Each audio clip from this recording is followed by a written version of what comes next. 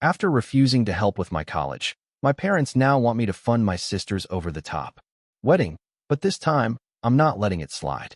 You know, growing up, I always felt like the forgotten child, like a blurry background character in my own family story, while my younger sister, Sophia, got all the spotlight, all the endless support. I was out there, working multiple jobs just to claw my way through college, completely alone.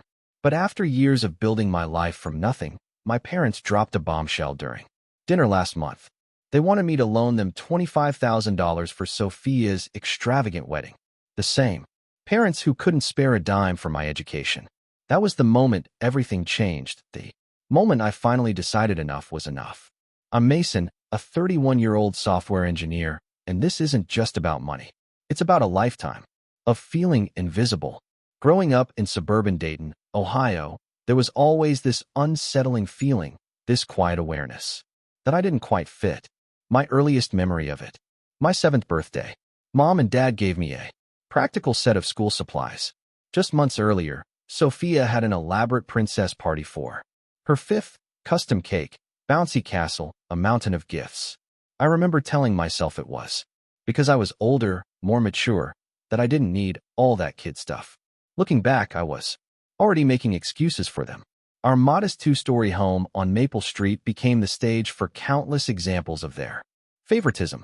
Sophia played soccer, and Dad never missed a game, camera in hand. But when I made the debate team in 8th grade and advanced to the state championship, neither of them showed up. Someone has to take Sophia to her dance recital, Mom explained the night before. I won first place, but I celebrated with my coach and teammates, not my family. By 15, I'd accepted that academic achievement was my path. I maintained a 4.0 GPA, often studying late into the night after my shift at the grocery store. That part-time job was Dad's idea. It builds character, Mason, he'd said. Sophia isn't wired like you. She's more sensitive, more creative, but you've got a good head for responsibility. At the time, I took it as a compliment. Now, I see it for what it was, positioning Sophia as needing protection while I was expected to fend for myself. Christmas mornings were the same story. Sophia would unwrap new phones, designer clothes, anything on her wish list.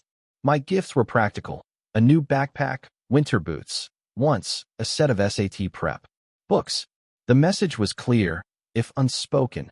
Sophia deserved indulgence. I needed to focus on self-sufficiency. The inequality wasn't just material. Sophia struggled with algebra. Dad hired a private tutor, no questions asked. I mentioned wanting to attend a summer engineering program. Mom sighed about finances. Maybe you could save up for it yourself? You're so good with money, Mason. Despite everything, I love my family. That's the complicated truth that made the hurt so much deeper. I wanted their approval, desperately convincing myself that if I just achieved enough, they'd finally see me. I channeled that yearning into motivation, joining every academic club, even founding our school's robotics team.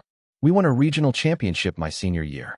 My parents attended the ceremony, but left early to take Sophia shopping for her sophomore homecoming dress. The most painful memory from those years: my high school graduation.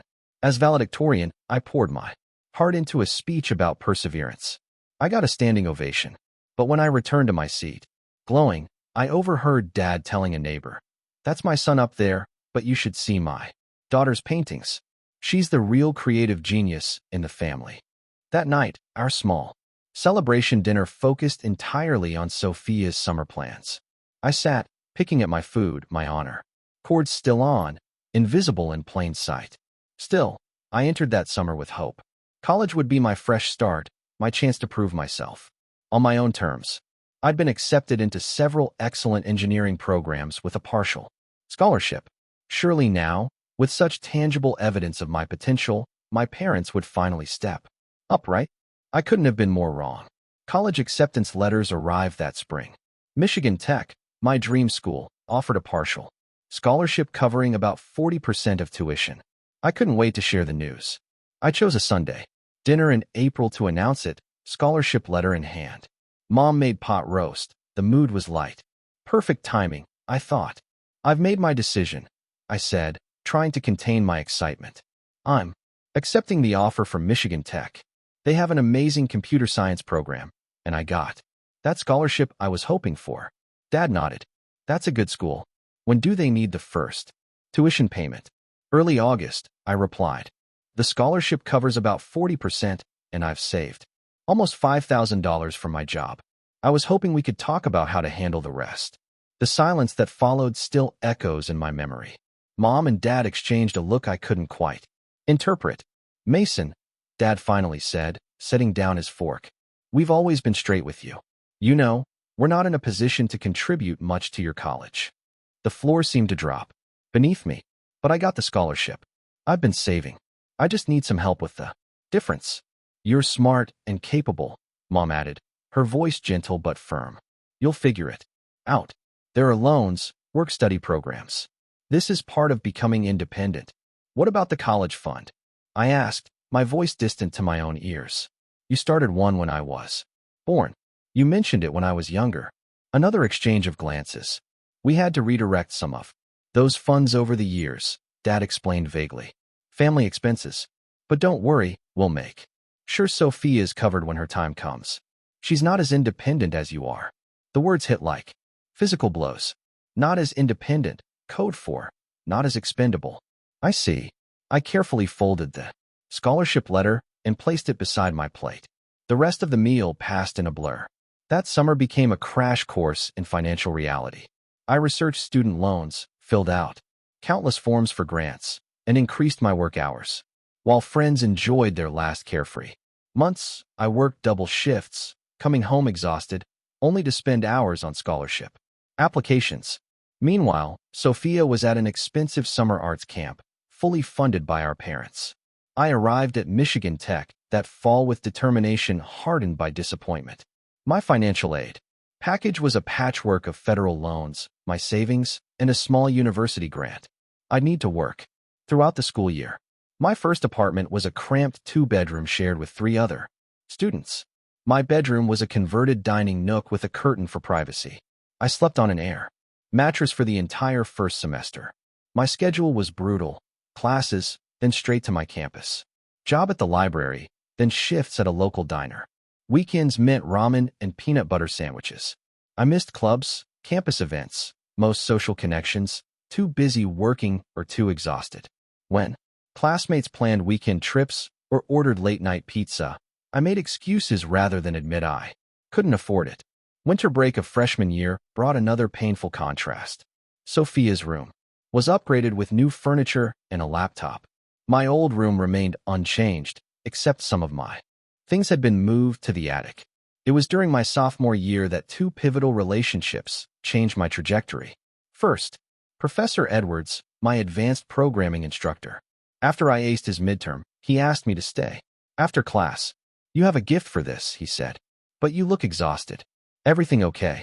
His genuine concern broke through my carefully constructed facade. I explained my situation. Instead of pity, he offered practical help, a TA position with better pay and a resume boost. He also became a mentor, connecting me with a summer internship at a Seattle tech company that paid actual money. The second relationship began in an algorithm study group. Trevor, a fellow CS major, came from a stable, supportive family. We bonded over coding. Trevor was the first person to directly acknowledge the inequality I'd grown up with. "Dude, that's messed up," he said bluntly. "My parents would never play favorites like that." His straightforward validation was surprisingly healing. Trevor's family even adopted me in small ways. His mom sending care packages addressed to both of us, his dad offering career advice. When my laptop died junior year, and I couldn't afford to replace it, Trevor's parents sent money for a new one, calling it an early graduation gift. Those 4 years were a constant struggle, but I persevered. I graduated with honors in computer science, Professor Edwards proudly watching. Trevor and his parents cheered loudly. My own parents attended, but their excitement seemed muted compared to Sophia's high school graduation the same month. They took dozens of photos of Sophia, but only a quick family picture after my ceremony, before discussing Sophia's celebratory dinner.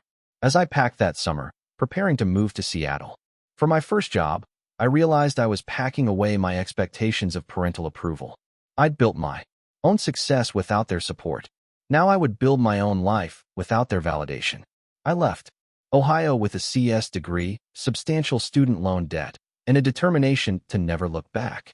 Seattle welcomed me with persistent rain and limitless opportunity.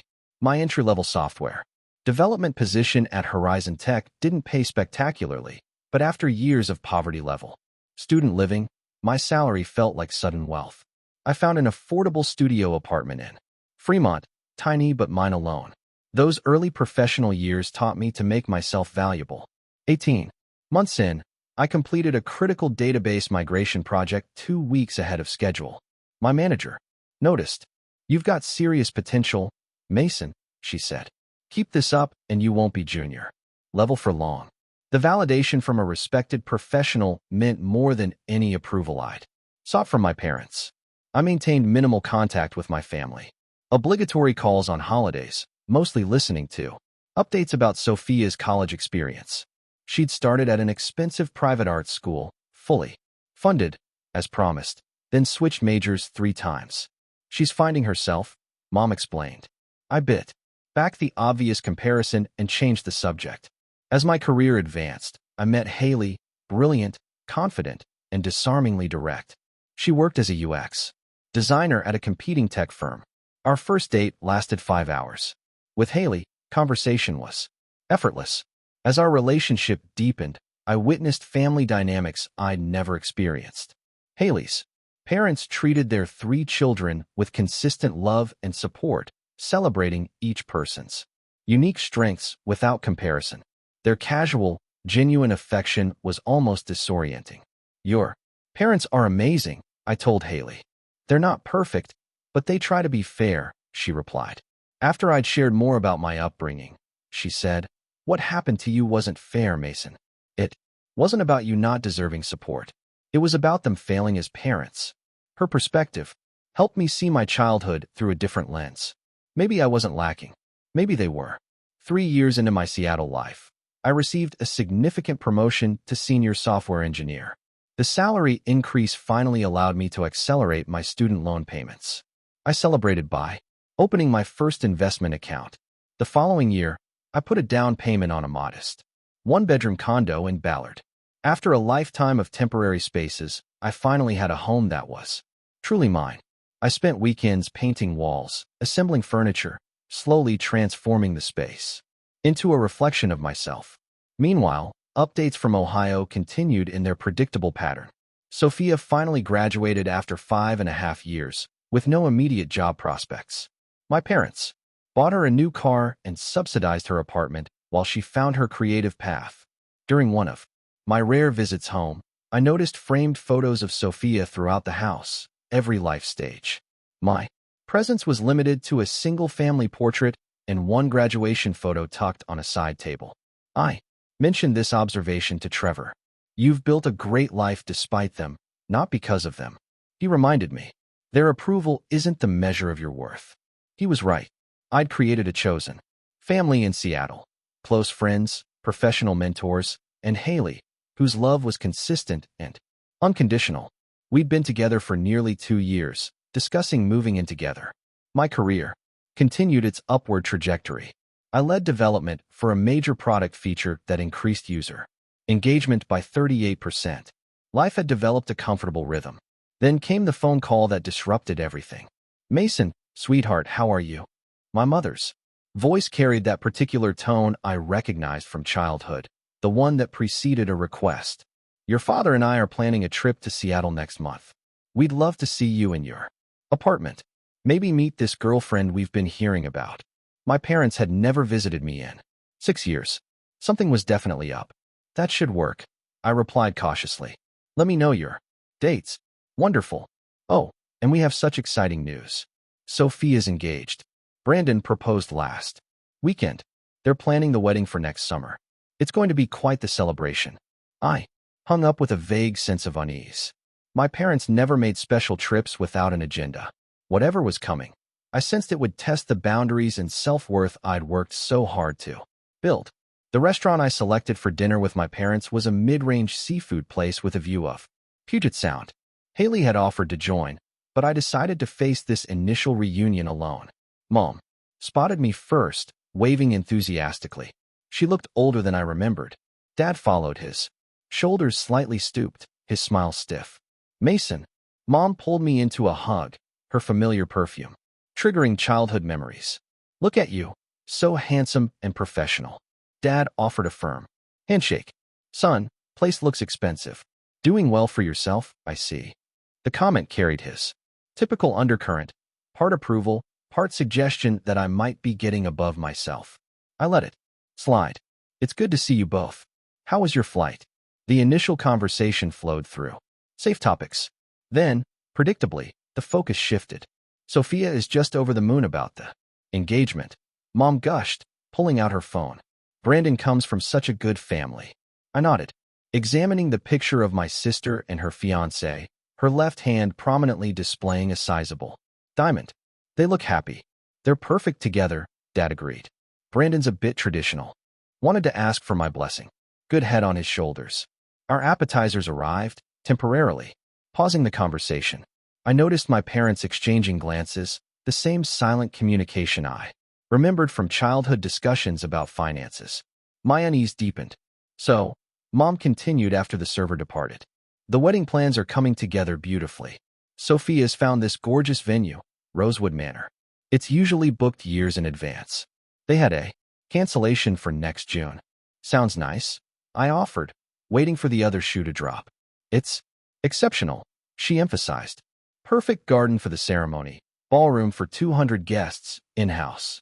Catering with a renowned chef. Dad cleared his throat. It's also exceptionally expensive. And there it was. Brandon's parents are contributing, Mom added quickly. But they're also paying for the rehearsal dinner and honeymoon. And with the cost of everything these days. I set down my fork, my appetite suddenly gone. How much are you asking me for? Their momentary surprise at my directness quickly gave way to what appeared to be rehearsed responses. We wouldn't ask if it wasn't important, Dad said, leaning forward. Sophia deserves her dream wedding. We're talking about $25,000. Just a loan until we can sell some investments. The amount hung in the air between us. $25,000. More than my entire college savings had been. More than the amount I'd worked multiple jobs to earn. And they called it just a loan. Let me understand this, I said slowly. You couldn't help me with college. You told me family. Finances were tight. You made me work through school while covering Sophia's education completely. And now you want me to loan you $25,000 for her wedding. Mom's expression shifted to the wounded. Look, she'd perfected. That was different, Mason. You were always so capable, so independent, and you turned out wonderfully. Look at your success. Asterisk despite asterisk not because of, I muttered. What was that? Dad asked sharply. Nothing. I took a deep breath. Why not take out a bank loan or downsize the wedding plans? Dad's face hardened. Banks asked too many questions, and Sophia's had. Her heart set on this venue since she was a teenager. Family supports family. Mason, you're doing well for yourself. This is your chance to be there for your sister.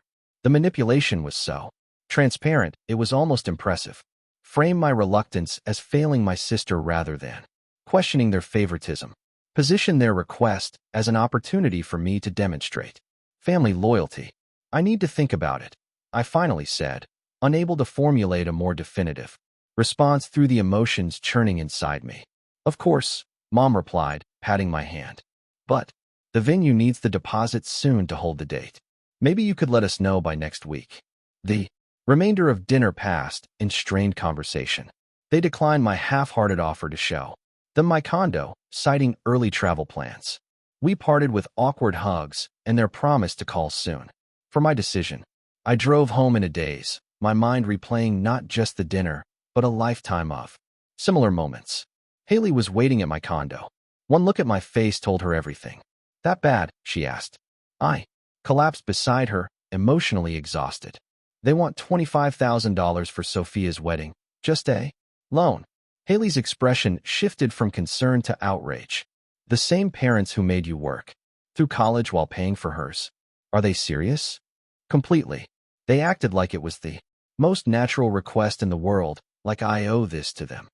You don't, she said firmly. You don't owe them anything, Mason. That night, Sleep eluded me. I lay awake, Haley's steady breathing. Beside me, wrestling with conflicting emotions. There was anger, certainly, at the audacity of their request, at the lifetime of unequal treatment. But beneath that simmered hurt, that childhood, yearning for approval that apparently still lived within me. And deeper still, a question: if I refused, would I be cutting the last threads connecting me to my family? The next morning, I called Trevor.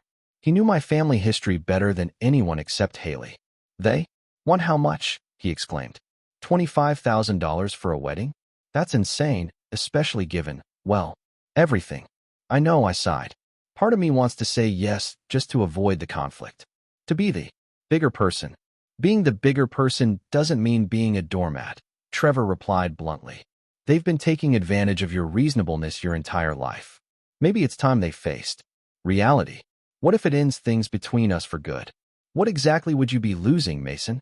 Parents who value you less than your sister, who see you as a resource rather than a son. Maybe the relationship needs to end, or at least change dramatically.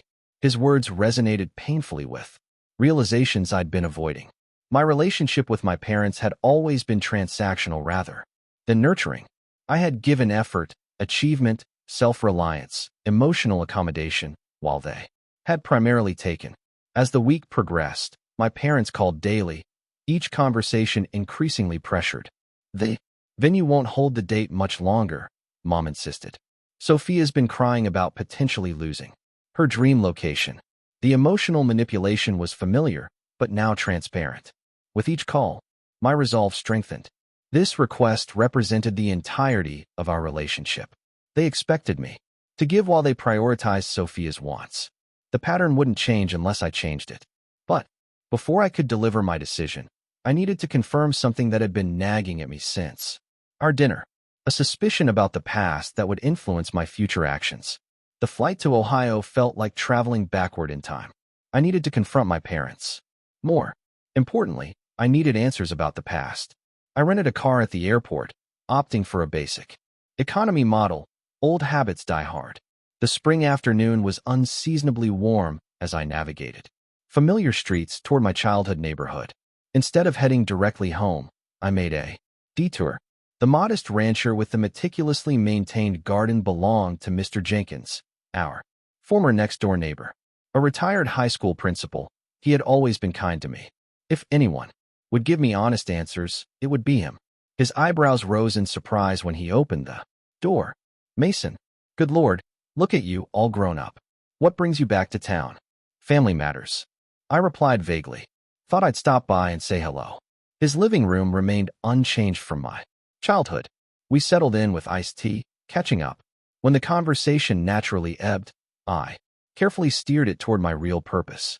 My parents mentioned they're helping Sophia plan her wedding. Sounds like quite an event. Mr. Jenkins nodded. Oh yes, your mother talks about it constantly. Quite the production from what I gather. They've always gone all out for Sophia, I said, keeping my tone light. Remember how they handled our college years? Sophia got the full ride from them while I worked my way through. A flicker of confusion crossed his face. That's not how I remember it, Mason. Your parents were so proud of that college fund they'd built for you. Your father mentioned it often, how they'd started saving when you were born, determined to give both their children debt-free educations. My hand froze midway to my glass. They told you they had a college fund for me. Certainly. Robert showed me the statement once. Must have been around your junior year of high school. Quite impressive. Nearly $60,000 if I recall correctly. They were equally committed to both you and Sophia's education. At least from what they told me. The room seemed to tilt slightly. $60,000. More than enough to have covered what my scholarship didn't. Enough to have spared me years of exhausting work-study and the student loans I was still repaying. Are you all right, son? You've gone quite pale. I forced a smile. Just surprised. There must have been some misunderstanding. They couldn't help with my college expenses. Mr. Jenkins frowned. That's strange. They definitely told the neighborhood they were paying for both children's education. We're quite proud of it, actually. I thanked him for his time shortly afterward, my mind racing with implications. The drive to my parents' house passed in a blur of emotions. Shock giving way to anger, then a cold, clarifying rage I'd never allowed myself to feel before. Their car was in the driveway along with another I didn't recognize. I hadn't called ahead, preferring the element of surprise. Dad answered the door, his initial smile faltering at my expression. "Mason, we weren't expecting you. Is everything okay? We need to talk," I said, stepping past him into the foyer. "About the wedding loan and about my college fund." Mom emerged from the kitchen, wiping her hands on a dish towel. "Mason, what a wonderful surprise. Is it?" I asked coldly. "I just had an interesting conversation with Mr. Jenkins.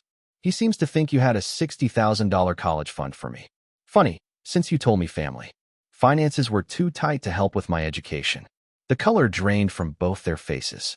Their silent exchange, that familiar look passing between them, confirmed everything before they spoke a word.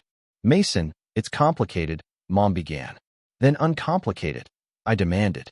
"Where did my college fund go?"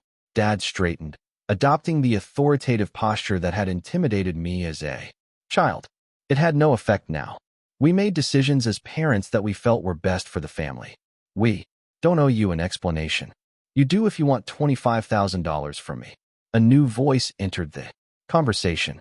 "What's going on?" Sophia stood in the doorway to the living room, confusion on her face. Behind her, a tall man I assumed was Brandon watched uncomfortably. "Perfect timing," I said.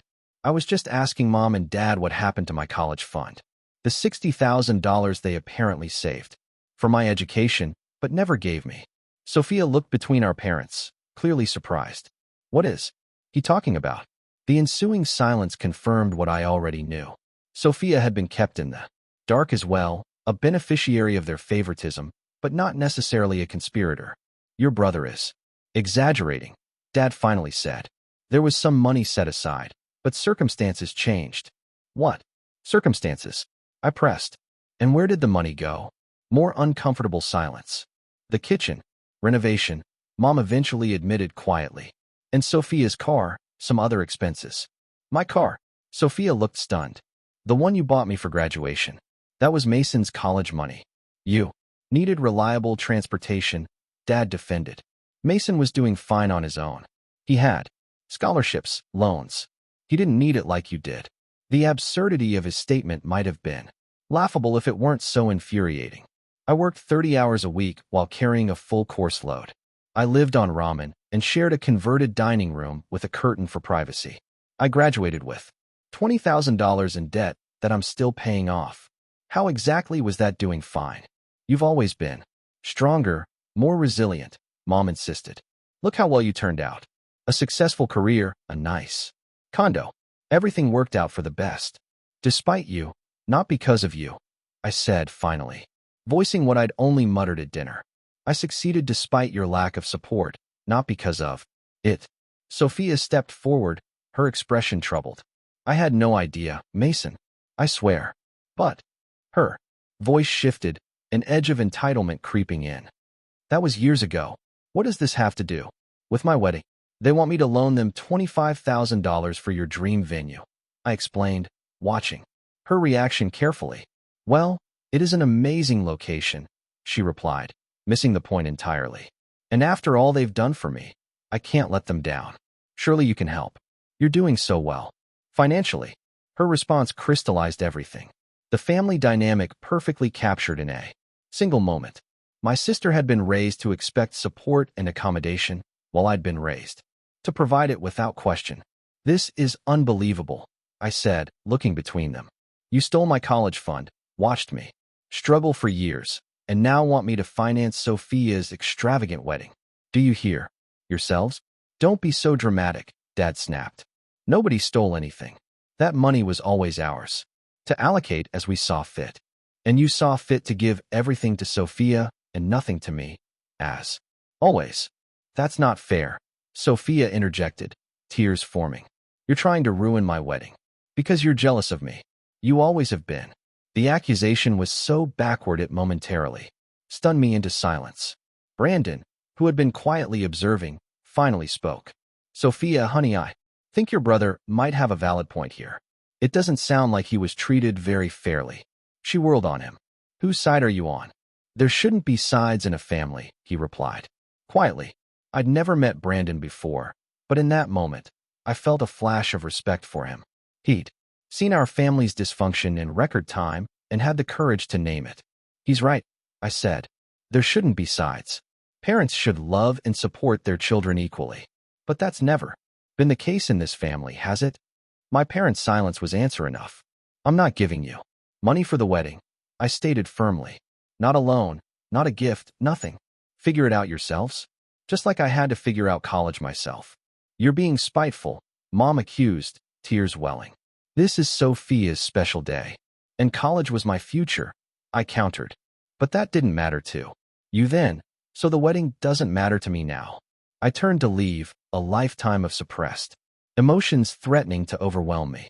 As I reached the door, Brandon caught my eye and gave a slight nod. Acknowledgement, perhaps even respect. It was more validation than I'd ever received in that house.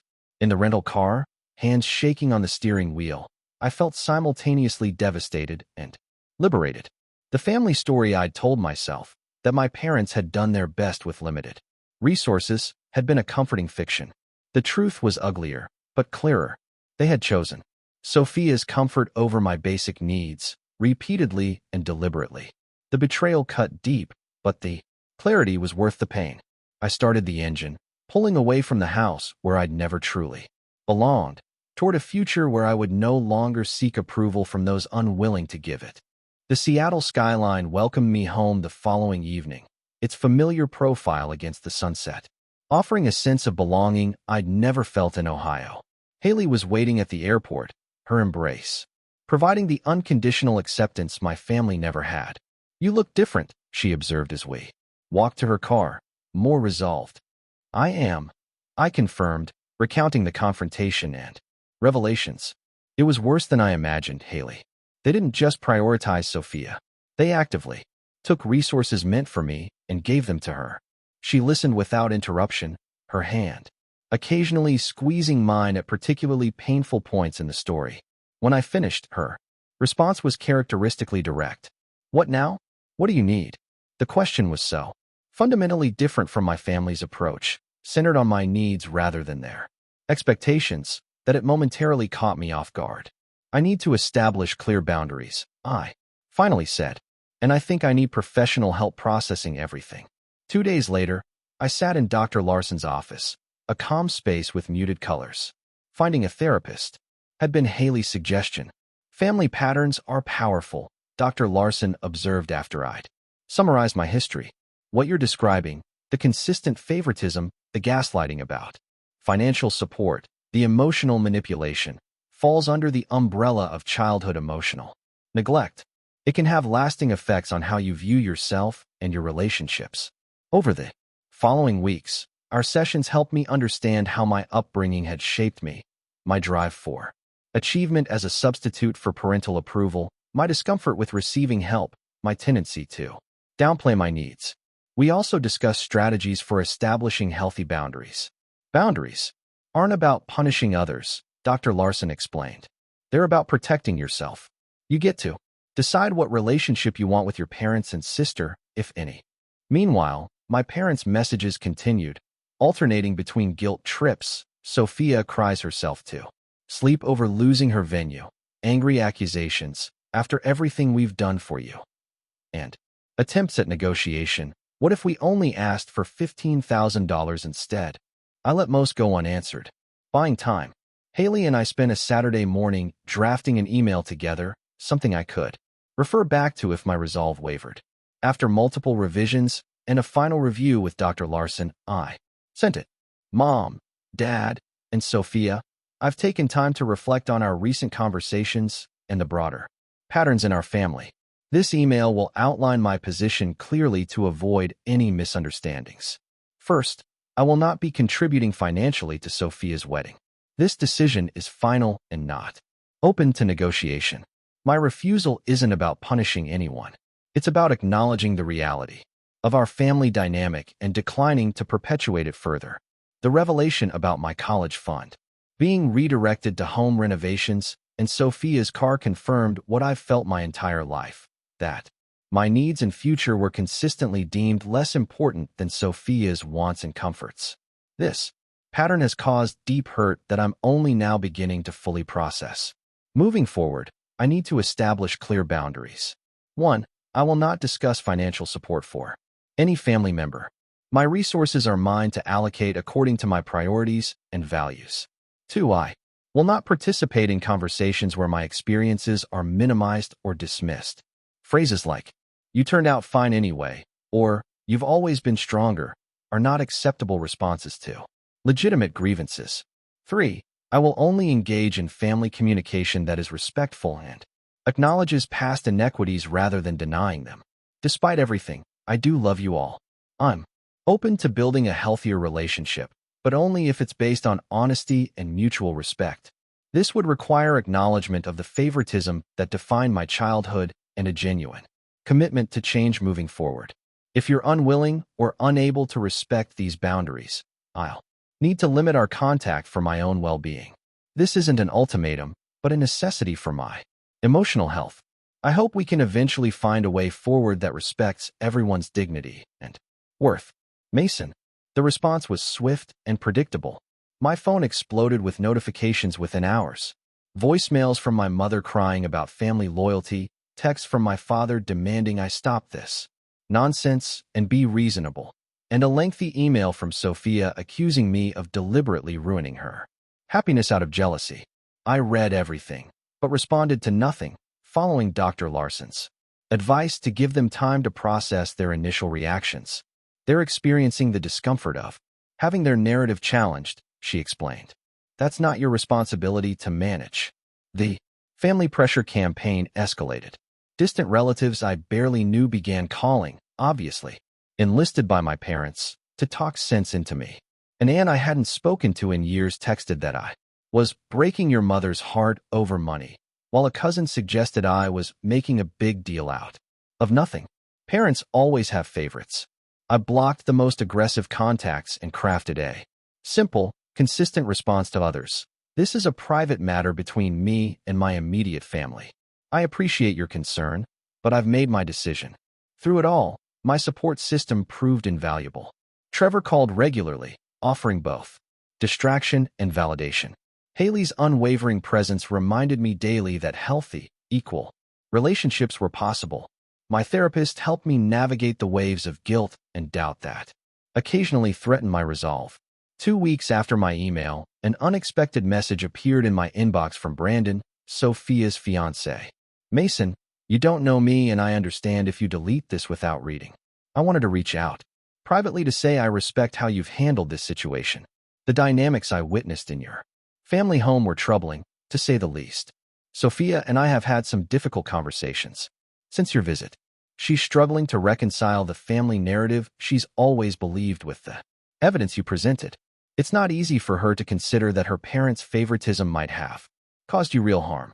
We've scaled back our wedding plans significantly, partly financial necessity, without your contribution, but also because I can't in good conscience celebrate our union with such extravagance, knowing it came at your expense. We found a smaller venue that's actually more our style. Anyway, I hope someday you and Sophia might rebuild a relationship as siblings without your parents' influence coloring everything. That will take time and probably won't happen before the wedding. Either way, I wanted you to know that your stand made an impact, at least on me. Brandon. The message brought unexpected tears to my eyes.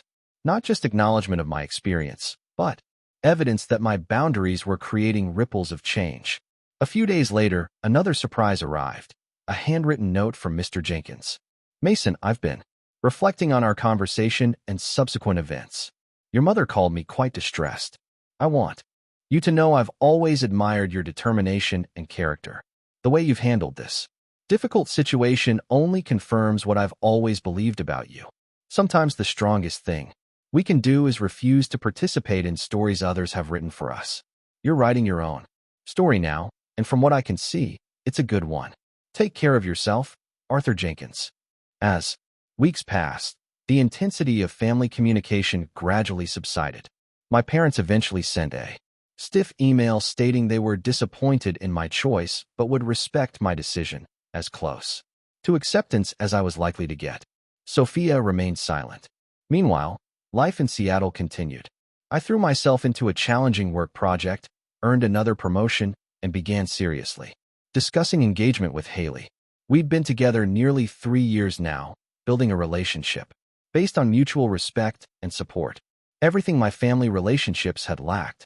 One evening, as we walked along Alki Beach, watching the sunset paint the skyline in dramatic oranges and pinks, I realized something profound. The approval I'd spent a lifetime seeking from my parents had never been forthcoming because it wasn't about me at all. It was about their own limitations and choices. And finally, at 31, I no longer needed it. 6 months passed like a deep breath, slowly released. The immediate storm of family drama subsided, leaving room for reflection and healing. The process wasn't linear. Some days brought clarity and peace, while others unearthed new layers of childhood hurt. But overall, I moved forward. Dr. Larson helped me recognize that grief was an appropriate response. You're not just grieving the loss of your current relationship with your family, she explained. You're grieving the relationship you never had but always deserved. I channeled much of my emotional energy into physical activity, joining a rock climbing gym where the focused concentration left no room for rumination. The metaphor wasn't lost on me. Trusting my own strength, finding new paths upward, occasionally falling, but always secured by proper supports. Haley remained my steadfast partner through it all. Her family continued to welcome me, including me, in holiday celebrations without expectation or condition. Their healthy dynamic served as both comfort and education. This is how family could be. My professional life flourished amid personal healing.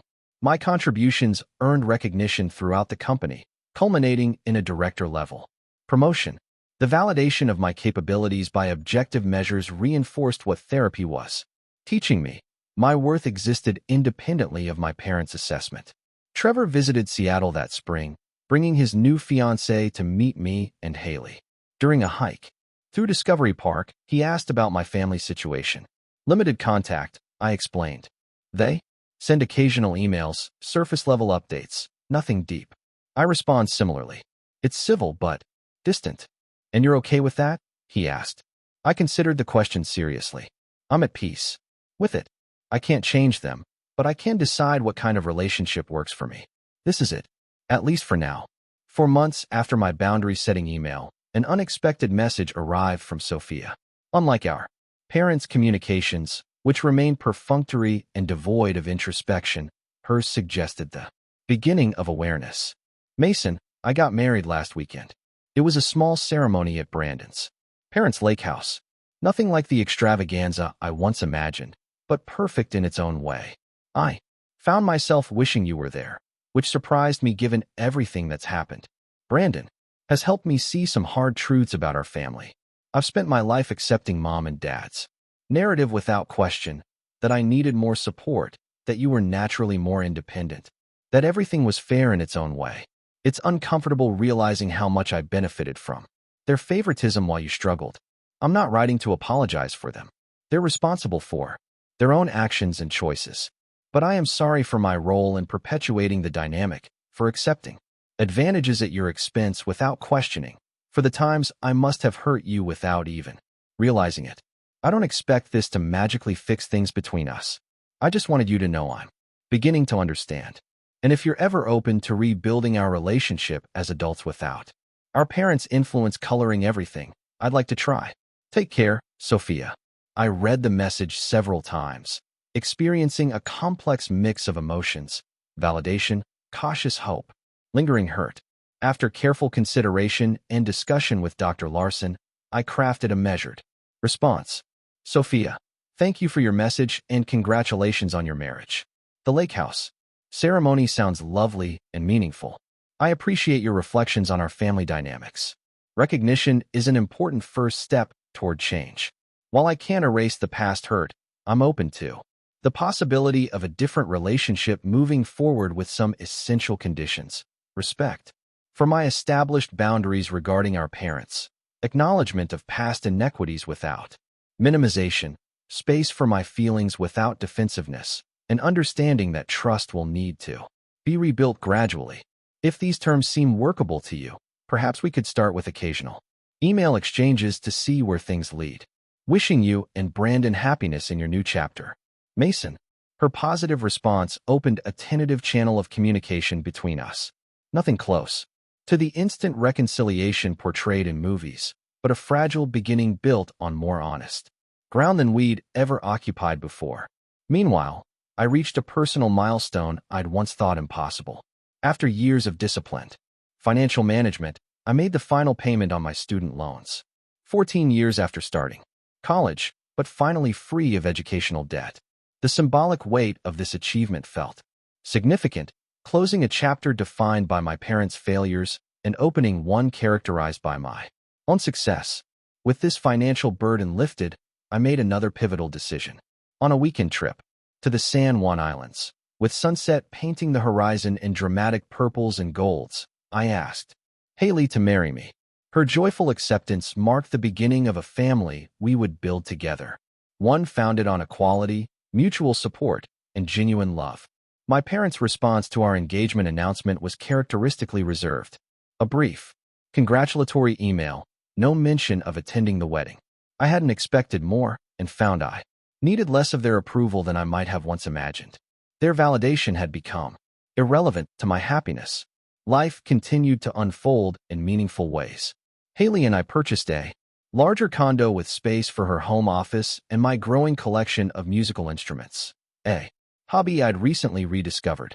We adopted a shelter dog named Cooper, who brought unexpected joy. My relationship with my parents evolved into something I could manage without sacrificing my well-being.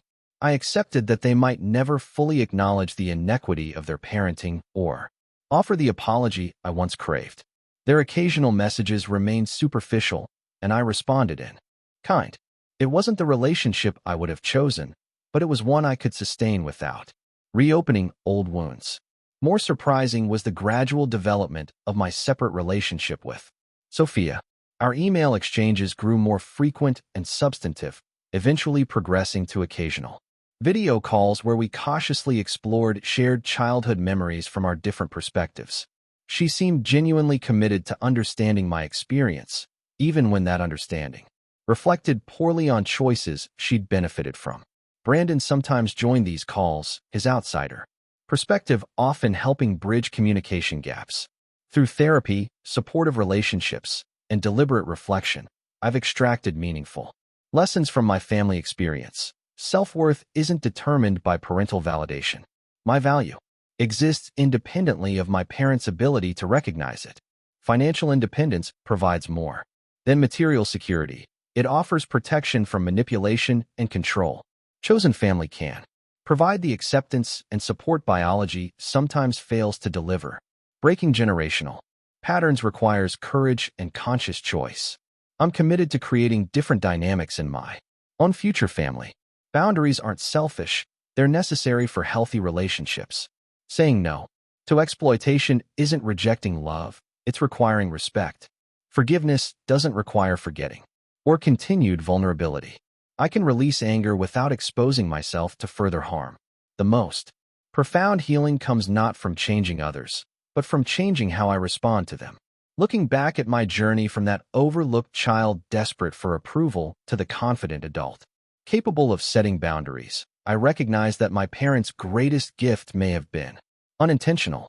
The resilience I developed navigating their favoritism. That resilience has shaped my character, career, and capacity for authentic relationships. As Haley and I plan our wedding, modest in scale but rich in meaning, I find myself grateful for the life we're building. It's not the family story I was born into, but it's the one I've chosen to create. And in that choice lies freedom.